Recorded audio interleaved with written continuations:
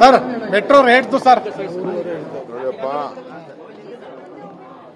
Metro rate ವಿಚಾರ ನಾನು ಈಗಾಗಲೇ ಬೆಳಗ್ಗೆ ಪ್ರಸ್ತಾವನೆ ಮಾಡಿದ್ದೀನಿ.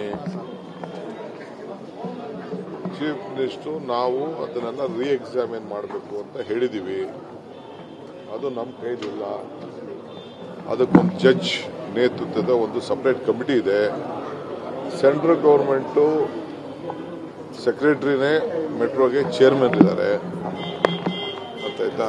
ಅವರು ಚೇರ್ಮನ್ರು, ನಮ್ಮವ್ರು MD ಅಷ್ಟೇ. ಸೊ ಅವರು ಕೆಲವು ಸಾಧಕ ಬಾಧಕಗಳನ್ನ ನೋಡ್ತಾರೆ.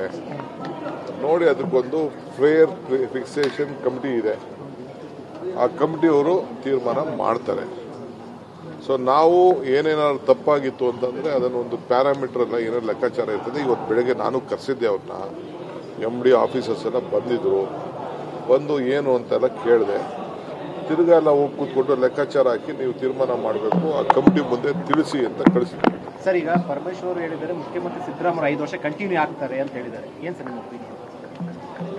ಮುಖ್ಯಮಂತ್ರಿ ಕೂಡ ಅದೇ ರೀತಿ ಬದಲಾವಣೆ ಮಾಡಬೇಕು ಅಂತ ಪತ್ರ ಬರೆದ್ರೆ CM ಸರ್.